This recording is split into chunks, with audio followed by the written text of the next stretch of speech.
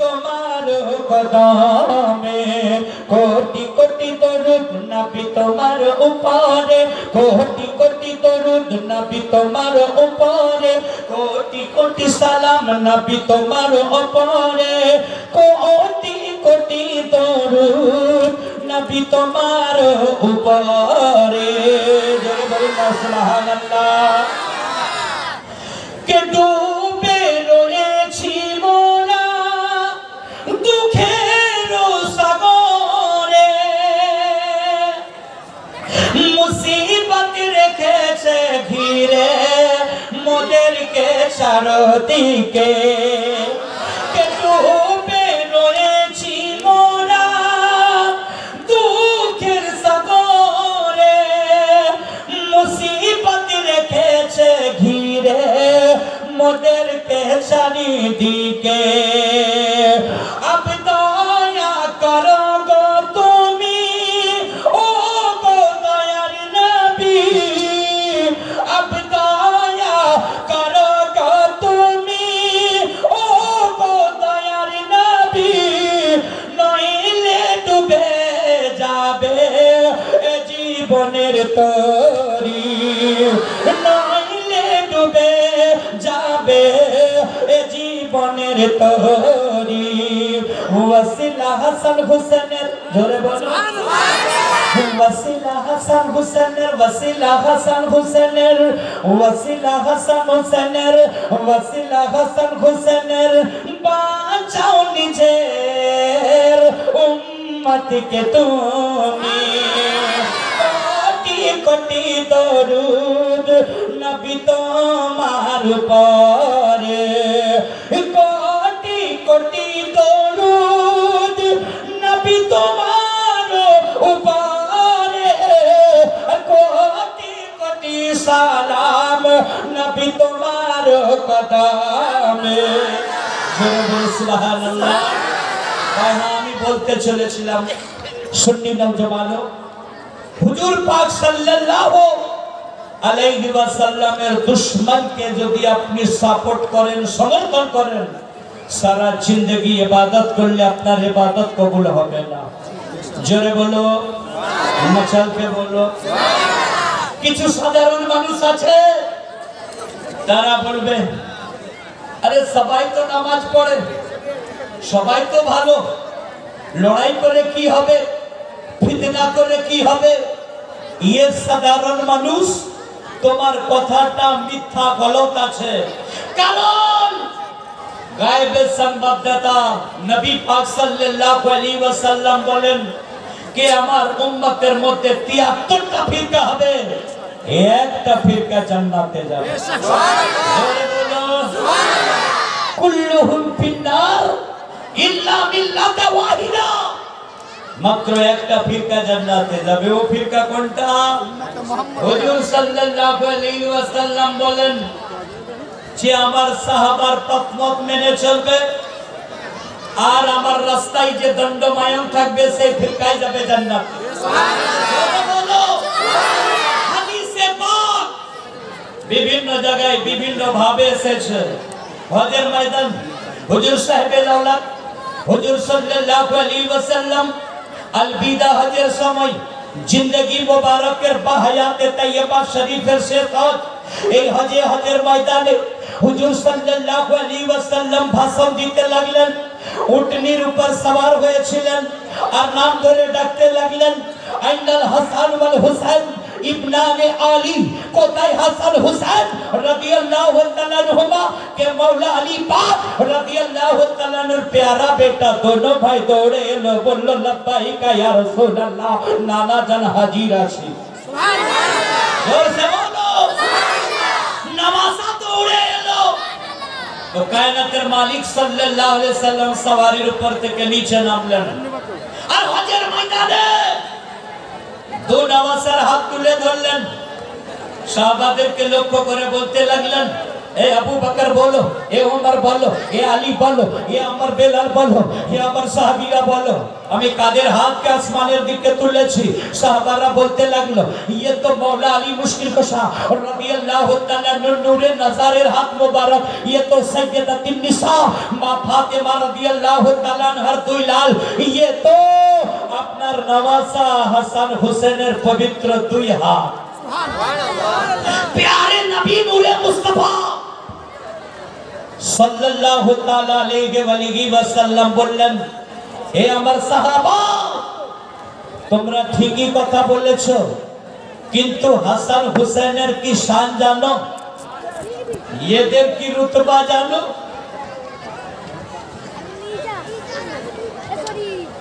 এদের কি মর্তবা জানো?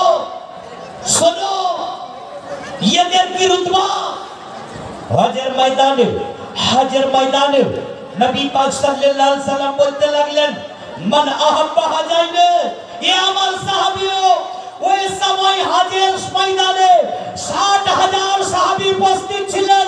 60,000 সাহাবীকে লক্ষ্য করে কায়নাতের মালিক নবী মুস্তাফা সাল্লাল্লাহু আলাইহি ওয়াসাল্লাম বললেন, শোনো আমার সাহাবীরা, মান আহাব্বা হাজাইনে, তোমরা যারা আমার হাসান হুসাইনকে মহব্বত করবে, আবাহুমা, এদের পিতা মাওলা আলী রাদিয়াল্লাহু তাআলা কে মহব্বত করবে, উম্মুহুমা, এদের মা হযরতে ফাতেমা রাদিয়াল্লাহু তাআলা কে মহব্বত তাজিম করবে। শোনো, মাই পিতার জাতি ইয়াউমাল কিয়ামা, কিয়ামতের দিন তারা আমার পাশাপাশি থাকবে, আমার সাথে থাকবে। নারায়ে তাকবীর,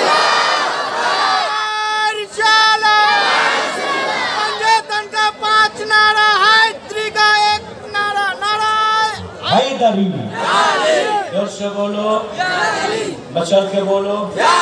যেটা বলছিলাম আমার ভাইরা, এ সাধারণ মানুষ, আকীদা মজবুত করুন, যাত্রার পিছে গিয়ে নামাজ পড়বেন না। শুনুন, 73টা যে ফিরকা হবে, ওলামায়ে দ্বীন বসে আছেন। নবী পাক সাল্লাল্লাহু আলাইহি সাল্লাম বলেন, সবাই নামাজের কথা বলবে, সবাই রোজার কথা বলবে, সবাই কোরআন পাঠ পড়বে, কিন্তু নামাজ পড়ে, রোজা রেখে, কোরআন পাঠ পড়ে, হজ করে, তাসবিহ পড়ে সবাই দোজখে যাবে, কেবলমাত্র একটা ফিরকা জান্নাতে যাবে। ও ফিরকা কোন ফিরকা? হুজুর পাক সাল্লাল্লাহু আলাইহি সাল্লাম বলেন, মান আনা আলাইহি ওয়া আসহাবি, কে আমি এবং আমার সাহাবায়ে কেরামের পথ যারা মেনে চলবে তারাই তো জান্নাতি হবে। বর্তমান যুগে এই যুগ থেকে শুরু করে, অতীত কাল থেকে শুরু করে, বর্তমান যুগ থেকে শুরু করে ভবিষ্যৎ কাল সুবহ কিয়ামত পর্যন্ত যেই দলটি জান্নাতে যাবে, ওই দলটির নাম আহলে সুন্নাত ওয়াল জামাত।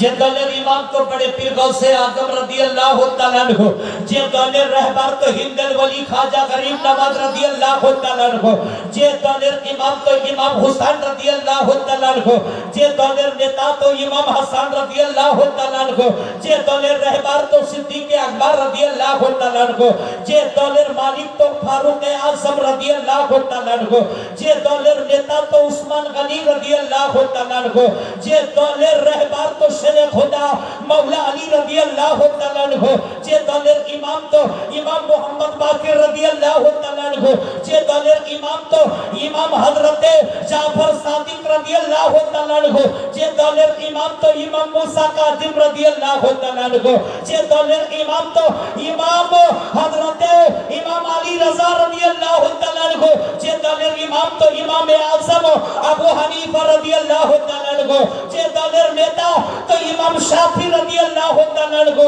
যে দলের রাহবার ইমাম আহমদ বিন হাম্বল রাদিয়াল্লাহু তাআলা আনহু, যে দলের ইমাম ইমাম মালিক রাদিয়াল্লাহু তাআলা আনহু, যে দলের আপনার রয়েছে সাহাবা, যে দলকে মাননে वाला, যে দল সাহাবায়ে কেরামকে মানে, যে দল তাবেঈনকে মানে, যে দল 12 ইমামকে মানে, যে দল 4 ইমামকে মানে, বর্তমান ওই দল তো বরেলি যাদেরকে বলা হয় কাদেরি, আহলে সুন্নাত ওয়াল জামাত, এই দলটাই জান্নাতি দল। নারায়ে তাকবীর, নারায়ে রিসালাত, নারায়ে হায়দারি, নারায়ে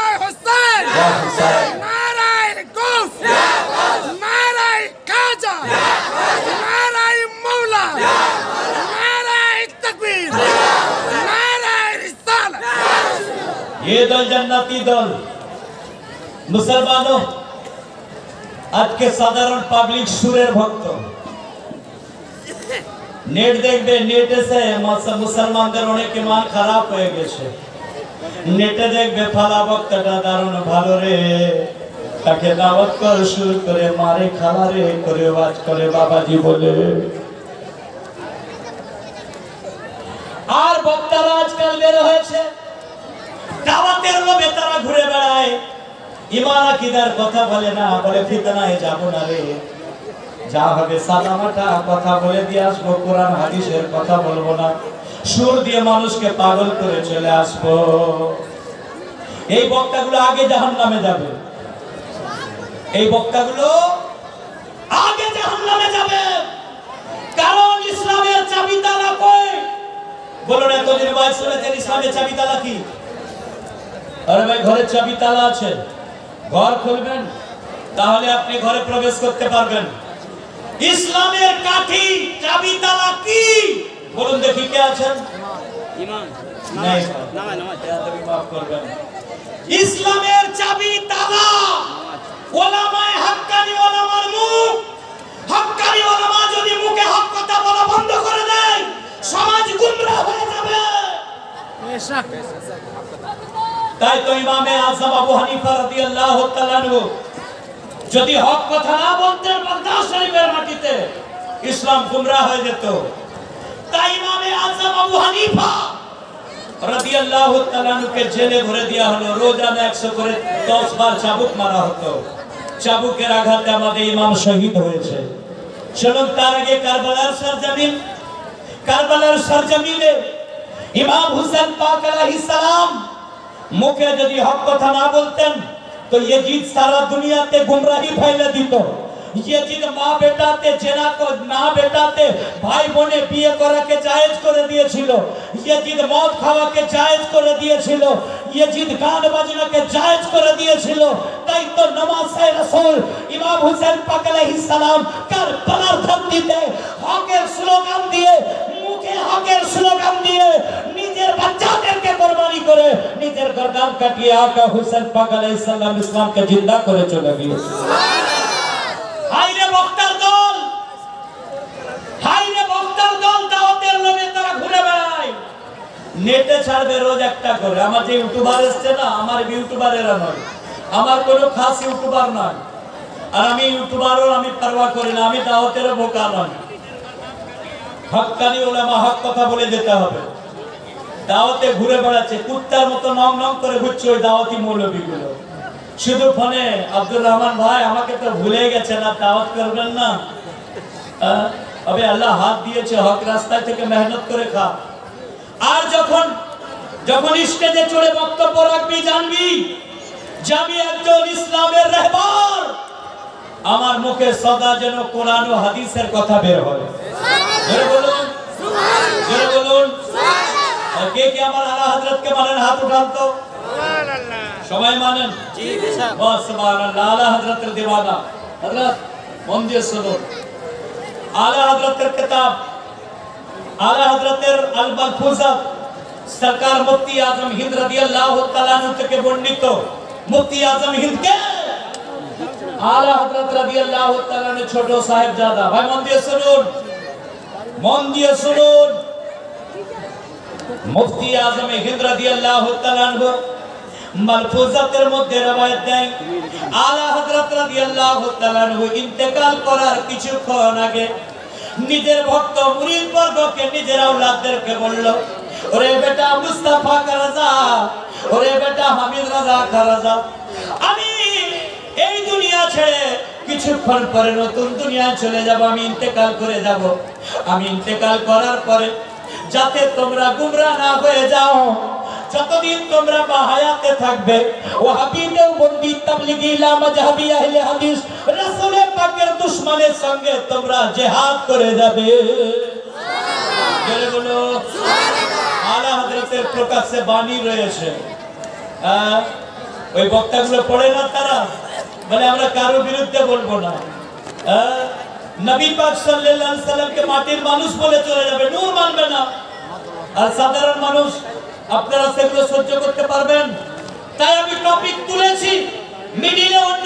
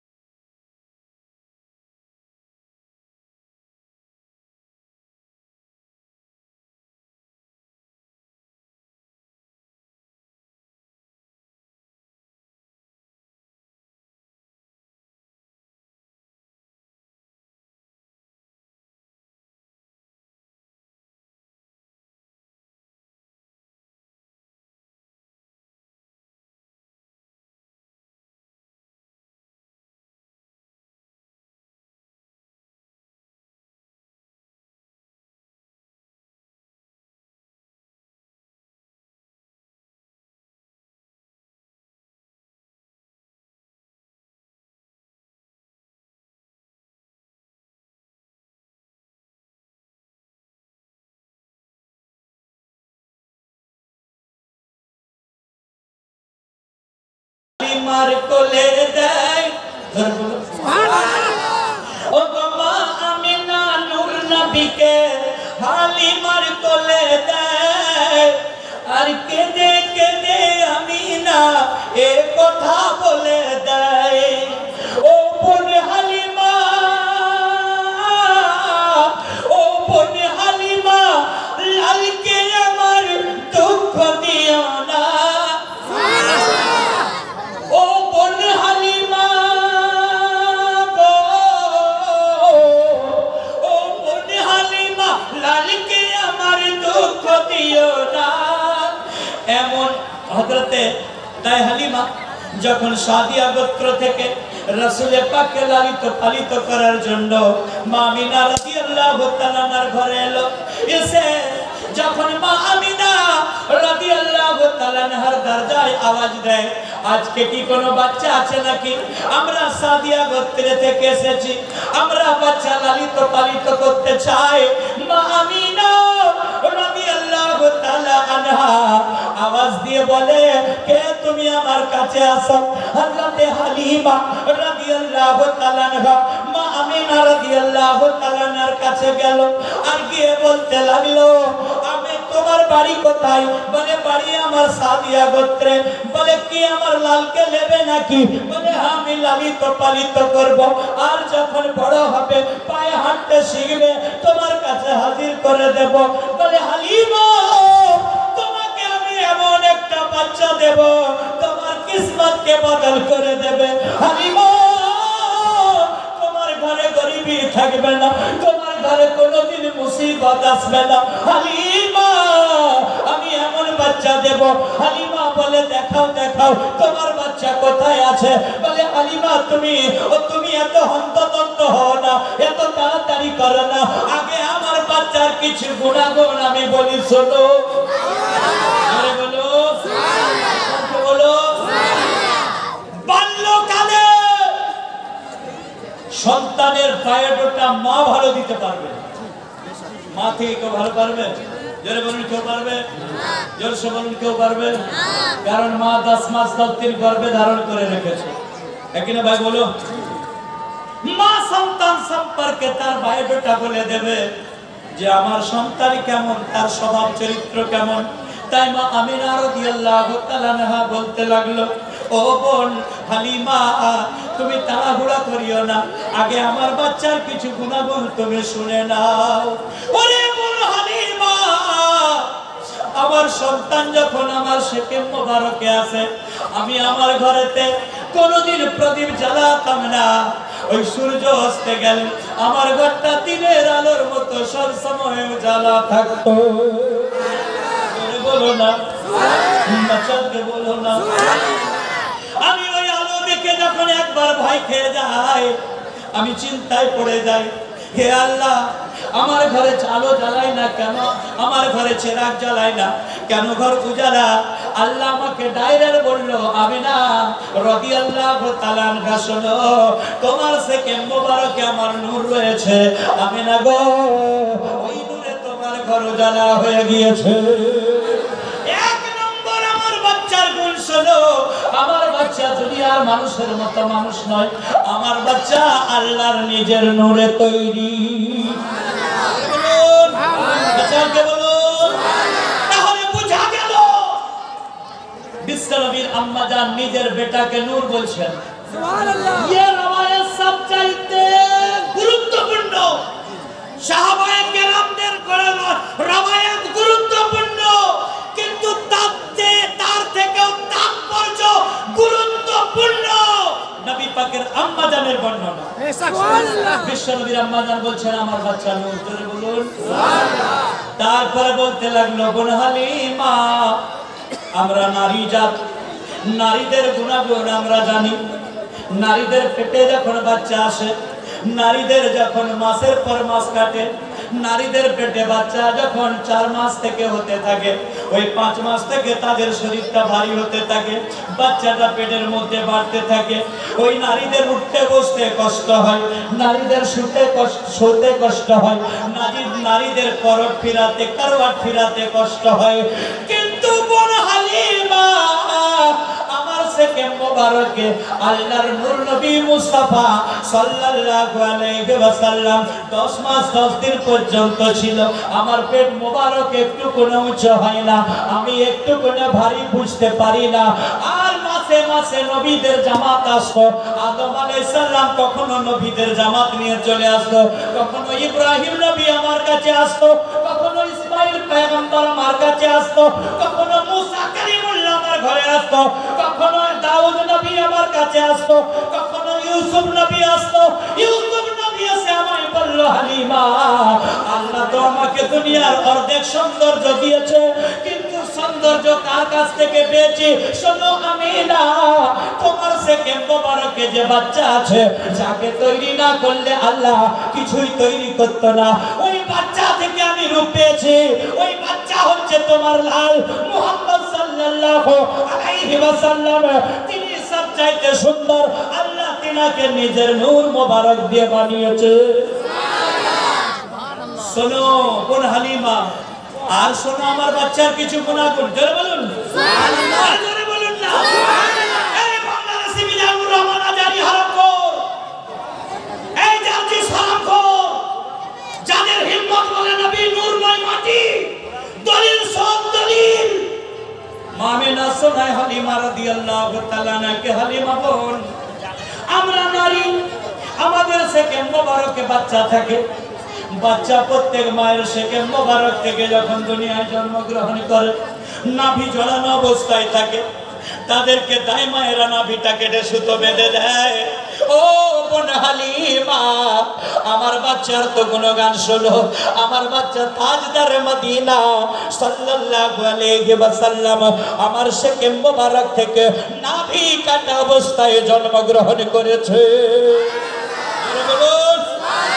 এই জন্য আমার পেয়ারা শায়ের, আমার বন্ধু, আমার থেকে বয়সে বেশি, মালদা জেলা মোথাবাড়ি, তার লেখা কালাম। তিনি বলেন কে মায়ের পেটে নাভি কেটে আর কেমনে শিশু বেঁচে রয়, কি বাতার পাকনা মিটিও গো, কি পাতার পরিচয়, কি পাতার পরিচয়। 10 মাস 10 দিন অনাহারে, আর কে মায়ের গর্ভে তেরা, বলো গো।